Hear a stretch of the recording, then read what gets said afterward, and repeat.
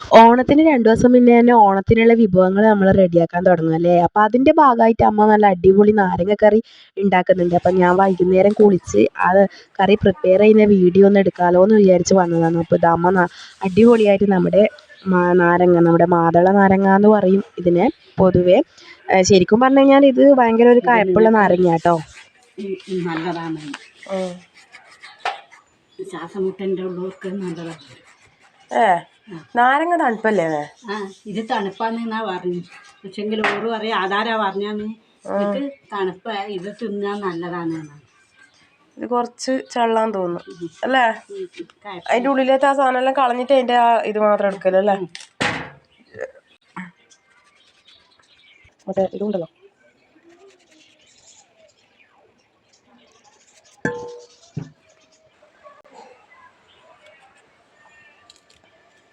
ഇങ്ങനത്തെ നാരങ്ങയല്ലേ ചീരെടുത്തുണ്ടായത്? ഇതിൻ്റെ എത്രയുണ്ട് നിശര?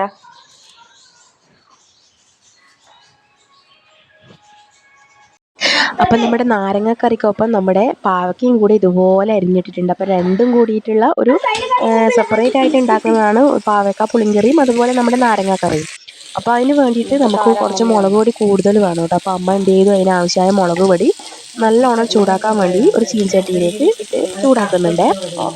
അപ്പോൾ ആ കളറൊന്ന് മാറുന്ന വരെ കരിയാണ്ട് ചൂടാക്കണം. അപ്പോൾ അതിനൊക്കെ ഒരു പാകം ഉണ്ടല്ലോ. നമ്മുടെ തൊടുകറികൾ എന്ന് പറയുമ്പോൾ സദ്യയിൽ മുന്നിട്ട് നിൽക്കുന്ന സംഭവങ്ങളാണ്, നല്ല ടേസ്റ്റിയാണ്. അപ്പോൾ ഈ ഏരിയ ഞാൻ നോക്കാറില്ല, കാരണം എനിക്ക് അത്ര അറിയുന്ന കാര്യമല്ല. പക്ഷേ അമ്മ ഇതിനെല്ലാം എക്സ്പേർട്ടാണ് കേട്ടോ. അപ്പോൾ ഇതുപോലെ ഉണ്ടാക്കാനുള്ള കറികളൊക്കെ ഞാൻ അമ്മയോട് തന്നെയാണേ പറയാറുള്ളത്. അപ്പോൾ ഇതാ നാരങ്ങ നല്ല കുനുകുന, അത് അരിഞ്ഞിട്ടത് കാണാൻ തന്നെ നല്ല ഭംഗിയാണ്. ഞാനൊക്കെ അരിഞ്ഞിട്ട് കഴിഞ്ഞാൽ ഓരോന്നും ഓരോ ഷേപ്പിലായിരിക്കും. പിന്നെ ആവശ്യം നമുക്ക് പുളിയാണ് കേട്ടോ. പുളി കുറച്ച് അധികം വേണം.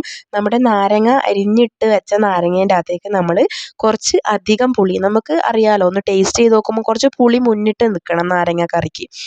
കാരണം ഈ നാരങ്ങ നമ്മൾ കാണുന്ന പോലെയല്ല, അത് വേവിച്ച് കഴിയുമ്പോൾ അതിന് ചെറിയൊരു കയ്പ്പ് ഫീൽ ചെയ്യും. അപ്പോൾ അതുകൊണ്ട് തന്നെ പുളി നമ്മൾ അതിനാവശ്യമായ പുളി ചേർത്ത് കഴിഞ്ഞാൽ ആ കയ്പ്പ് ബാലൻസ് ആയിട്ട് മാറും. അപ്പോൾ അതിന് ശേഷം നമുക്ക് ഇതുപോലെ അരിപ്പേൻ്റെ അകത്ത് പുളി പിഴിഞ്ഞ് നമ്മുടെ അതിനുള്ള ആ ഒരു മോശം കാര്യങ്ങളൊക്കെ മാറ്റി അരിച്ചെടുത്ത് നല്ല അടിപൊളിയായി ആ പുളി വെള്ളത്തിലാട്ടോ ശരിക്കും നമ്മുടെ ഈ നാരങ്ങ വെന്ത് വരേണ്ടത്. അപ്പോൾ ആ നമ്മുടെ നാരങ്ങേൻ്റെ കയ്പ്പൊക്കെ മാറും. ഇനി നമുക്ക് അതിനേക്ക് ആവശ്യമായ കൂട്ട് റെഡിയാക്കാം. അപ്പോൾ ആദ്യം തന്നെ കുറച്ച് ഉലുവ, ജീരകം, അതുപോലെ തന്നെ കുരുമുളക്, ഇവ മൂന്നും ചൂടാക്കിയിട്ട് നല്ലോണം ഒന്ന് പൊടിക്കും. അപ്പോൾ മിക്സീൻ്റെ ജാറിൻ്റെ അകത്തിട്ട് അമ്മ പൊടിക്കാൻ നോക്കി, പക്ഷേ പൊടിക്കാൻ കഴിഞ്ഞിട്ടില്ല. ശേഷം എന്ത് ചെയ്തു, നമ്മൾ അമ്മീമ്മൽ വെച്ച് തന്നെ പൊടിച്ചു കേട്ടോ. അപ്പോൾ ആ ഒരു ഗ്യാപ്പിൽ അമ്മ പുളിവെള്ളവും അതുപോലെ തന്നെ മുളകും മഞ്ഞളൊക്കെ ഉപ്പൊക്കെ ഇട്ട് വേവിച്ച നാരങ്ങ, പിന്നെ നാരങ്ങ കറി, ഇത്രയേ ഉള്ളൂ. കൂടുതൽ ഇൻഗ്രീഡിയൻസ് ഒന്നും വേണ്ട.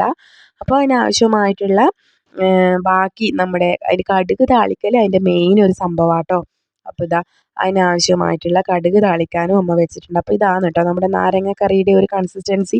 ഇത് ശരിക്കും പറഞ്ഞു കഴിഞ്ഞാൽ 2 ദിവസം മുന്നേ ആക്കി വെക്കുന്നതുകൊണ്ട് തന്നെ അത് കറി ഒന്ന് നാളത്തേക്ക് നല്ലോണം ഒന്ന് തിക്കായി നമ്മുടെ തൊടുകറി പരുവത്തിലാവും. അതുകൊണ്ട് തന്നെ വെള്ളം അധികമൊന്നും ആവില്ല.